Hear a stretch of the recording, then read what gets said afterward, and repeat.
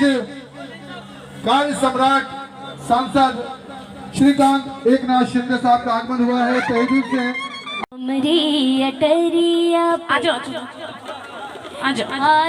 जी आप आइए और आपके साथ देंगे सुजीत जी, आइए प्लीज।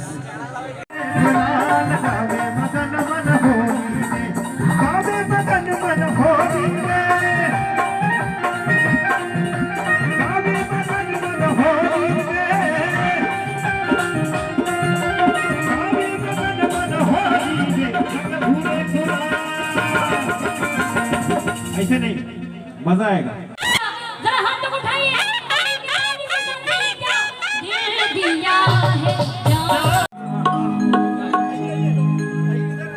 आइए देखिए,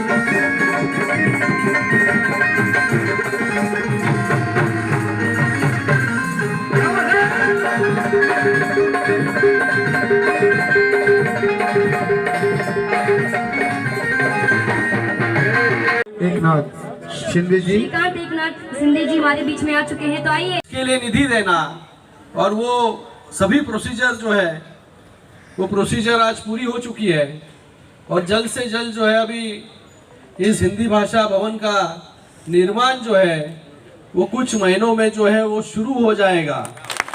अगले साल जब हम यहाँ पर आएंगे तो हिंदी भाषा भवन जो है एक आकार लिया हुआ वो हिंदी भाषा भवन ने होगा। यहाँ पर फिर से आकर आज हम हर साल जैसे बोल रहे थे कि बाबा करेंगे करेंगे करेंगे, जगह नहीं मिल रही थी हमें। इसके अंदर दुबे जी ने जो है गए एक साल में, बहुत सालों से उनका प्रयास था, लेकिन गए एक साल में जो है इसके लिए दिन रात जो है वो पीछे लगते रहे मेरे कि जगह जो है। फिर हम लोग ने 4-5 जगह देखी अलग अलग, और ये जगह पसंद नहीं है, इस जगह पर हमारा हिंदी भाषा भवन नहीं होना चाहिए, ये जगह अच्छी नहीं है। एक तो जगह नहीं मिल रही थी, लेकिन उसके अंदर जगह मिली तो दुबे जी का मन नहीं मान रहा था। लेकिन आज मुझे लगता है कि जो जगह हमें मिली है एकदम बराबर लगे ना, एकदम मेन रोड पे जगह है, मेट्रो मॉल के करीब जगह है। क्योंकि जो भवन बनेगा वो भी एक देखने लायक जो है इस कल्याण में, मुझे लगता है कि पहली बार इस एमएमआर रीजन में हो कि पहली बार जो है हिंदी भाषा भवन जो है यहाँ पर बनने जा रहा है। और इस हिंदी भाषा भवन बंद कर दिया था 2.5 साल में, इस महाराष्ट्र को बंद कर दिया था। इसलिए इन दोनों को जो है गए 7-8 महीनों में इतनी तेजी से काम करना पड़ रहा है, तो भी जो है वो बैकलॉग धीरे धीरे अभी हो रहा है। तो आप समझ सकते हो कि सरकार जो है किस प्रकार से यहाँ पर काम कर रही है। तो दुबे जी आपका फिर से एक बार मैं तहे दिल से सभी के ओर से धन्यवाद अदा करता हूँ, अभिनंदन व्यक्त करता हूँ कि फॉलो अगर किसी चीज का जो है इच्छा हो और इच्छा हो, अगर उसके लिए तहे दिल से अगर हम प्रयत्न करेंगे तो वो इच्छा नहीं रहती है, वो संकल्प पूरा हो जाता है। और आज इस यहाँ पर हिंदी भाषी जनता परिषद में हिंदी भाषा भवन का संकल्प जो है वो पूरा हुआ है। फिर से एक बार आप सभी का इस अवसर पर बहुत बहुत धन्यवाद अदा करता हूँ, अभिनंदन व्यक्त करता हूँ। धन्यवाद। जय हिंद, जय महाराष्ट्र।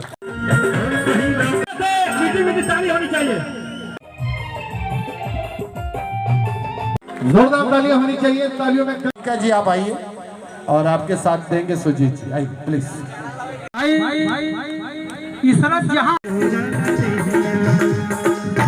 और सर क्या कहेंगे, आज हिंदी भाषी जनता परिषद द्वारा यहाँ पर जो 31वां होली समारोह यहाँ पर जो संपन्न किया गया उसके लिए क्या? भाई, हिंदी भाषी जनता परिषद द्वारा 31वां होली स्नेह सम्मेलन, इसके बारे में बोलना क्या है।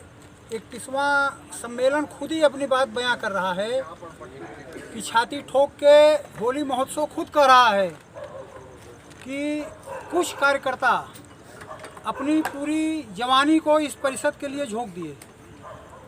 आदमी 24-25 साल का होता है तो सांसारिक जीवन शुरू करता है और 60 साल की उम्र तक पहुंचते पहुंचते संन्यास की बात करने लगता है। और हिंदी भाषी जनता परिषद के उन कार्यकर्ताओं को मेरा कोट कोट साधुवाद, कोट कोट सलाम, धन्यवाद, अभिनंदन। जितनी भी मैं तारीफ़ करूं, जितना भी आशीर्वाद दूं कम है कि उन कार्यकर्ताओं के बुते उन्होंने अपनी समझो पूरी जवानी हिंदी भाषी जनता परिषद के लिए झोंक दी और उसी का ये प्रारूप है, उसी के उनके जो संघर्ष है, उनका जो समर्पण है, उसी का ये प्रतिफल है कि हिंदी भाषी जनता परिषद अपना 31वां होली स्नेह सम्मेलन आज कर रही है। और जैसा कि आपका हमेशा अपना आपका जो प्रयास था हिंदी भवन बनाने का, और जैसा आपने बताया कि उसके लिए ज़मीन भी, और यहाँ पर आज यहाँ के कल्याण डोंबिवली के जो सांसद श्रीकांत शिंदे ने यहाँ पर इस मंच से उसकी जो औपचारिक घोषणा जो की उसके लिए क्या? कल्याण लोकसभा के युवा सांसद, हिंदी भाषियों के हितैषी सांसद और हमारे मुख्यमंत्री महोदय श्री एकनाथ शिंदे साहब, जिनका कि मेरा विगत 20 वर्षों से व्यक्तिगत संबंध रहा है और मेरी बात का उन्होंने बहुत ही इज्जत की। और बात वो मेरी नहीं थी, बात हिंदी भाषी समाज की थी। बात उस कहानी को दोहरा रही है कि कभी छत्रपति शिवाजी महाराज का तिलक करने के लिए गागा भट्ट बनारस से आए, तो हम लोग जो है इस युवा सांसद का तिलक करने के लिए बनारस से यहाँ आकर के उनका आज राज्य तिलक किए और आगामी 2024 की लोकसभा चुनाव के लिए संकल्प लिए। हिंदी भाषी समाज उनके साथ खड़ा रहेगा, इसकी यहाँ पर हम लोगों ने कसम खाई। तो यहाँ पर तो भाई बात यह है कि जब हम लोग उनके साथ हैं तो उनको हमारा ध्यान देना ही है और उन्होंने ध्यान दिया। हिंदी भाषी भवन सिर्फ और सिर्फ एक विवाह हाल नहीं होगा। हिंदी भाषी भवन में जो मैंने अपना प्रस्ताव उनके सामने रखा है, जो मैंने अपना प्लान उनके सामने रखा है, उसमें 25 कमरे होने हैं, एक मिनी हॉल होना है, एक बड़ी हॉल होना है, एक भोजन करने के लिए भोजन कक्ष होना है, एक यूपीएससी के छात्रों के लिए निःशुल्क क्लासरूम होना है और जो कुछ मरीज़ उत्तर प्रदेश से यहाँ पर आएंगे, उनके आवास की व्यवस्था नहीं हो पा रही है, उनके लिए हम लोगों को उसमें व्यवस्था करनी है। जो छात्र यहाँ पर परीक्षा देने के लिए आएंगे, उनके लिए उस हिंदी भाषी भवन में हमको जगह देनी है। एक कला दालान का हमने वहाँ पर प्रस्ताव रखा है। उत्तर प्रदेश की जो विभूतियाँ रही हैं, जो ऐतिहासिक व्यक्ति रहे हैं, उनके लिए उसमें तैल चित्र का उसमें व्यवस्था की जाएगी। और ये तो जो संबंध है, आज हमारे मुख्यमंत्री एकनाथ शिंदे साहब जो एक संबंध निभा रहे हैं, ये उस संबंध को निभाए हैं। ये पुरानी बात है, अगर उत्तर प्रदेश देवभूमि है तो महाराष्ट्र संत भूमि है। संत भूमि के प्रदेश में देवभूमि वालों का अगर सम्मान नहीं होगा तो कहाँ होगा, ये बात जो है। और दूसरी बात यह है कि हम उत्तर प्रदेश ही नहीं, पूरे भारत में जहाँ पर जिसको संकट आया है, तो संकट के निवारण के लिए वो इस महान प्रदेश में ही आया है। और इसका उदाहरण भगवान राम स्वयं हमारे हैं कि जब उनके ऊपर भी संकट आया तो वो भी 1 साल के लिए चित्रकूट आए थे और यहाँ के लोगों ने उनका साथ दिया, उनको अपना बड़ा भाई माना, उनके आदर्श पर चलने के लिए उन्होंने संकल्प लिया। तो हम लोग भी भाई वही कर रहे हैं और इसके लिए भी हमारा यहाँ पर सम्मान है। और हिंदी भाषी भवन का भूमि पूजन की कोई तारीख, कोई ऐसी नहीं, ऐसी बात नहीं है। क्या है कि लगभग उसके कागजी कार्रवाई उसकी पूरी हो चुकी है।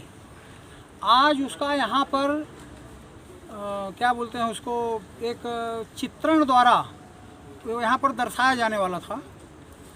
लेकिन किसी कारणवश वो व्यवस्था नहीं हो पाई। महानगर पालिका की व्यवस्था पूरी हो गई है, सरकार की व्यवस्था पूरी हो गई है। 5 करोड़ रुपया निधि जो है उन्होंने अलाट कर दिया है, निधि का सिर्फ ट्रांसफ़र कराना बाकी है। अब सिर्फ यही काम रह गए हैं, बाकी लगभग जो भी औपचारिकताएं हैं वो पूरी हो चुकी हैं। अब तिथि की घोषणा वो लोग जिस ढंग से करेंगे, तो हिंदी भाषी जनता परिषद की ऐसी अपेक्षा है कि हमारे मुख्यमंत्री योगी जी यहाँ पर आएँ, या तो वहाँ के कोई कैबिनेट मंत्री आएँ, और उनको आना ही पड़ेगा, क्योंकि उत्तर प्रदेश की शान मर्यादा अगर है तो यहाँ से है, तो भाई उसका उनको ध्यान रखना है।